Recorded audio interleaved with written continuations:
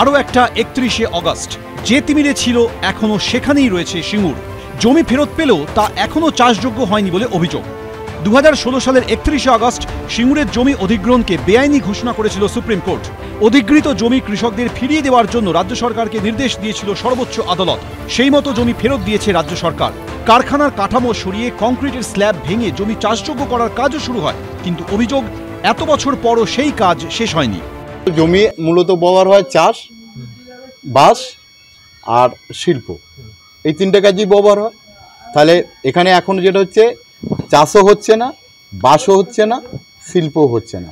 এটা তো বাস্তব। শিল্প চাষ যেটুকু হচ্ছে 300 একর, সেই 300 একরে চাষ হচ্ছে। বাকি জমিটা যাতে ব্যবহারযোগ্য করা যায় সেই জন্যে আমরা কিন্তু আমাদের কমিটির নামটাও রেখেছি পুনর্ব্যবহার কমিটি। বন্ধা জমি যেটা রয়েছে সেই বন্ধা জমির পুনর্ব্যবহার।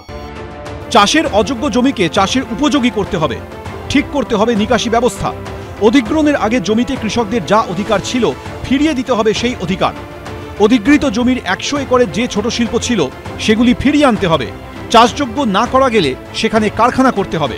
এরকম 7 দফা দাবি তুলে মুখ্যমন্ত্রীর দ্বারস্থ হয়েছে সিঙ্গুর বন্ধা জমি পুনর্ব্যবহার কমিটি। এই দাবিপত্র জমা দিতে শুক্রবার নবান্নে আসেন তারা, কিন্তু হাতে দাবিপত্র তুলে দিতে না পেরে মুখ্যমন্ত্রীকে ইমেল করেন সিঙ্গুর বন্ধা জমি পুনর্ব্যবহার কমিটি।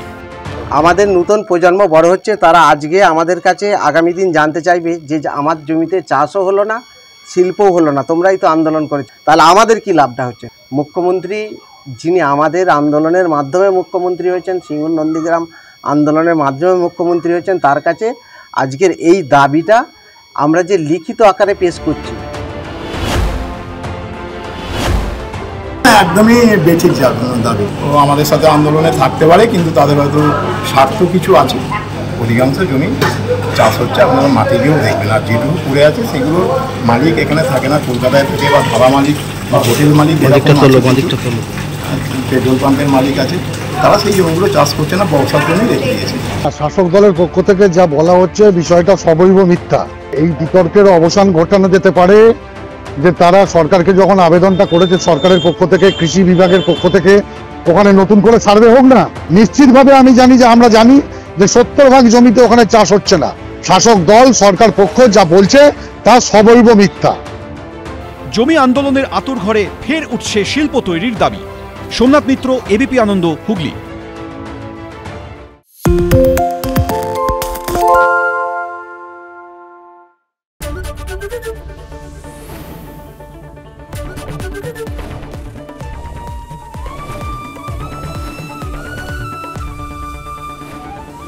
এবিপি আনন্দ, এগিয়ে থাকে, এগিয়ে রাখে।